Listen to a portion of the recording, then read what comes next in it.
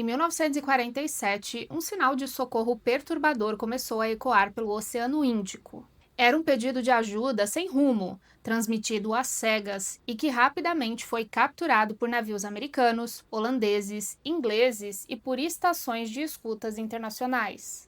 Ninguém sabia exatamente de onde vinha aquele chamado, mas o tom desesperado deixava claro: algo terrível estava acontecendo em alto mar. As estações trabalharam para triangular a origem do sinal. Quando finalmente localizaram o ponto exato, uma equipe de busca foi enviada imediatamente. O que eles encontrariam naquele local se tornaria um dos maiores mistérios marítimos de todos os tempos. Eu sou a Mari Reis e antes de entrar na história de hoje, eu quero pedir que você escute essa história com muita atenção e que também tire suas próprias conclusões. Se você acha que essa é uma história verdadeira, se é uma história que foi aumentada ou então se é uma lenda urbana e nunca existiu. Apesar de muitas pessoas acreditarem que é somente um mito, existem detalhes que fica difícil de acreditar que tudo é somente inventado. Dito isso, então vamos para a história de hoje. Tudo começou quando várias embarcações, holandesas, americanas e britânicas, captaram um sinal em código Morse vindo de algum ponto entre o Estreito do Malaca e o Oceano Índico. A mensagem dizia: SOS do Orang Medan. Pedimos auxílio de qualquer embarcação próxima. Todos os oficiais, inclusive o capitão, estão mortos, caídos na sala de mapas e na ponte. Provavelmente toda a tripulação também está morta. Logo depois veio uma sequência muito confusa que era impossível de entender, mas algumas pessoas acreditavam que se tratava de um grito, e então as palavras finais em código Morse foram "Eu morro", e depois disso o rádio ficou em silêncio e mudo. Dois navios americanos estavam próximos à costa da Malásia, o Silver Star e o City of Baltimore. Os dois, em conjunto com as estações, começaram a trabalhar para conseguir triangular a posição desse navio. Como o Silver Star era o navio mais próximo da localização, foi ele que ficou a cargo de ir até lá para verificar o que estava acontecendo. E se tratava do navio SS Orang Medan, que estava à deriva no Estreito do Malaca. Como de costume, enquanto estava indo até a localização, o capitão do Silver Star tentou contato de todas as formas, mas ele não recebia nenhuma resposta. E diante desse silêncio era impossível não acreditar que tinha alguma coisa muito errada. O clima no Silver Star não era nada bom, e todos os tripulantes pensavam a mesma coisa. O que será que eles encontrariam chegando lá? Depois de algum tempo navegando, eles finalmente avistaram o navio, e lá estava ele, parado, completamente imóvel sobre as ondas do oceano. Mesmo de longe, a tripulação percebia que tinha alguma coisa muito errada. Geralmente, quando um navio pede ajuda, sempre fica alguém acenando e tentando chamar a atenção. Mas o navio parecia abandonado. Não havia movimento, fumaça saindo da chaminé e muito menos do convés. O único som que eles ouviam era do mar batendo no casco do navio e o barulho do metal rangendo com o balançar das ondas. Navios abandonados no meio da água já era um sinal de mau presságio, mas quando isso vem junto com um pedido de socorro desesperado, a sensação é de que algo terrível estava prestes a acontecer. Conforme o Silver Star se aproximava, os marinheiros tentavam chamar a atenção. Eles tocavam apitos, levantavam bandeiras, mandavam mensagens em código Morse, mas não havia respostas e nenhum sinal de vida. E foi aí que eles tiveram que ouvir o que não queriam naquele momento. Infelizmente, toda a tripulação teria que entrar naquele navio para verificar o que é que tinha acontecido. Todos eles já imaginavam que aquela história não terminaria bem, mas eles mal sabiam do que estava por vir. Assim que eles pisaram no convés, a cena parecia ter saído de um filme de terror. Tinham vários corpos espalhados pelo chão, homens caídos de costas, e todos eles com a mão como se estivesse tentando se proteger de alguma coisa que vinha do céu.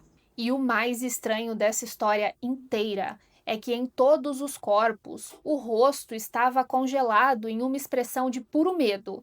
Além disso, o cachorro que estava no navio também foi encontrado em situações semelhantes. Os marinheiros não sabiam o que fazer, e a única coisa que acontecia naquele momento era eles se entreolharem e tentarem imaginar o que tinha acontecido ali. Quando eles chegaram na ponte de comando, perceberam que a cena se repetia.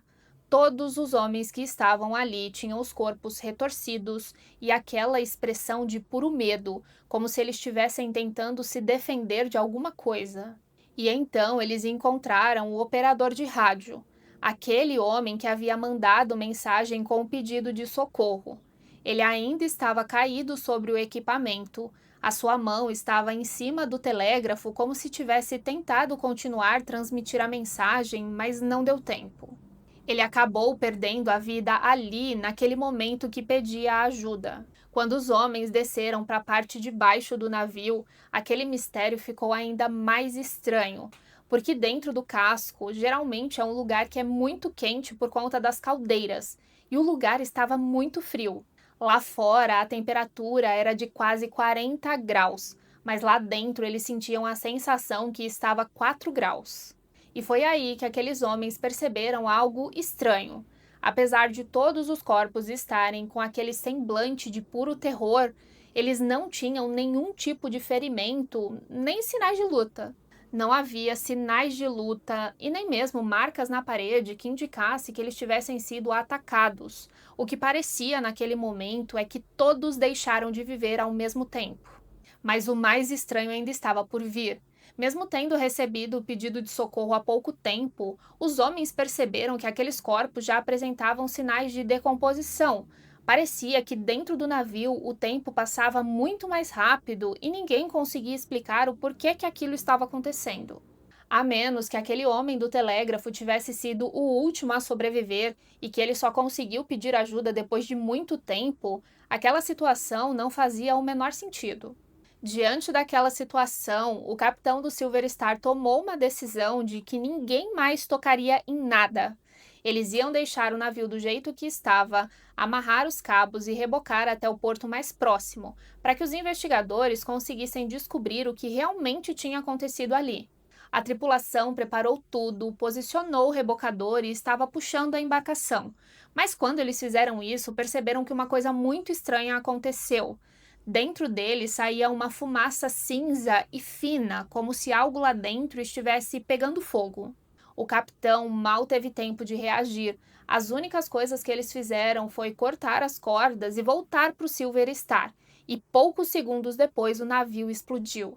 A explosão foi tão forte que, segundo alguns relatos, o navio chegou a sair da água e depois afundou completamente. Em poucos minutos, tudo desapareceu. O mar engoliu aquele navio e antes o que era uma cena real se transformou apenas em uma história. E foi a partir dali que o mistério do Ourang Medan passou a existir só nas palavras dos marinheiros do Silver Star, que tentavam explicar o que viram, mas nem eles conseguiam entender. Todos eles ficaram muito abalados, mas o que era o fim do navio se transformou em um mito. Conforme o tempo foi passando, várias teorias começaram a surgir, e a primeira delas é que provavelmente aquele navio nunca existiu. Pesquisadores tentaram encontrar registros oficiais, mas não acharam nada, nem o nome do navio, nem o registro da tripulação, nem mesmo no Banco de Dados Mundial de Embarcações tinha qualquer menção ao Ourang Medan. Por isso, muita gente acredita que essa história é apenas uma lenda urbana. Foi uma história contada pelos marinheiros que acabou passando de um por um até se transformar numa história muito grande. Mas apesar de muita gente tratar como um mito, existem detalhes que são difíceis de ignorar. Naquela época, aconteceram muitos relatos de pessoas que ouviram o mesmo pedido de socorro. E segundo esses mesmos relatos, alguns anos depois, a Guarda Costeira dos Estados Unidos chegou a publicar o caso em uma de suas revistas oficiais, e é uma fonte considerada bem confiável até hoje. E é aí que entra na história uma pessoa muito importante e que dá lugar a uma segunda teoria. Um historiador britânico chamado Roy Bitton ficou obcecado por essa história. Ele queria descobrir se o Ourang Medan realmente existiu e se toda essa história não passava de uma lenda. No começo, ele seguiu o caminho mais lógico e procurou em registros marítimos, em listas de navios oficiais e até mesmo em dicionários de desastres no mar, mas não conseguiu encontrar nada. Depois disso, ele entrou em contato com museus e arquivos navais de vários países, como Holanda e Singapura, mas mesmo assim, nada. Nenhum documento, nenhum registro e nada que indicasse que esse navio realmente existiu. E foi justamente quando estava perto de desistir que ele recebeu o telefonema de um professor alemão que dizia ter estudado esse caso por muitos anos. Ainda segundo os relatos dele, esse professor contou que possuía um livreto raro, publicado em 1954, com 32 páginas cheias de detalhes sobre o navio, a rota que ele fazia, o tipo de carga, o peso e até a potência dos motores. E esse era o tipo de informação que até aquele momento ninguém tinha conseguido encontrar. Naquele livreto alemão levantava uma outra hipótese, que o navio ele transportava cargas ilegais e muito perigosas como nitroglicerina e cianeto de potássio, duas substâncias que eram muito utilizadas na guerra. Elas eram muito instáveis, e se essa teoria fosse verdadeira, um simples vazamento já seria o suficiente para liberar gases tóxicos e sufocar toda a tripulação em poucos minutos. E a nitroglicerina, por ser muito instável, poderia ter explodido, causando aquela fumaça cinza e que depois afundou o navio.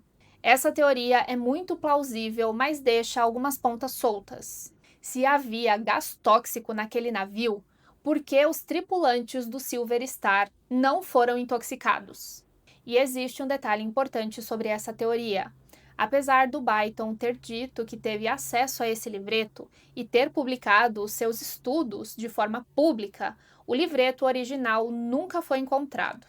E isso acabou levantando a uma grande suspeita de que talvez alguém tivesse tentado apagar a existência desse navio para esconder alguma coisa muito estranha que aconteceu, e por esse motivo que ninguém encontrava documentos oficiais ou nada que indicasse que ele tivesse existido. E há ainda quem vá além, acreditando que eles encontraram com algo que não era humano. Como os corpos foram encontrados paralisados com a mão para cima, como se algo tivesse vindo do céu, as pessoas acreditam que eles podem ter encontrado algum ser extraterrestre. Mas enfim, nenhuma dessas teorias foi comprovada oficialmente e até hoje esse é um grande mistério. E o mais curioso de tudo isso é que mesmo tendo se passado tantos anos, nem a Marinha, nem o governo, ninguém desmentiu essa história. Mas sabendo de tudo isso que eu te contei, o que você acha que aconteceu? Você acha que isso é apenas uma lenda que foi inventada em alto mar, ou então essa história realmente existiu? Deixa aqui nos comentários que eu quero saber a sua opinião. E esse é o caso de hoje. Eu espero que você tenha gostado. Se você gostou, deixe um like nesse vídeo para me ajudar na divulgação. Se você conhece alguém que gosta desse tipo de história, já aproveita e manda o link do vídeo para essa pessoa que você vai me ajudar demais. Um grande beijo e até o próximo vídeo!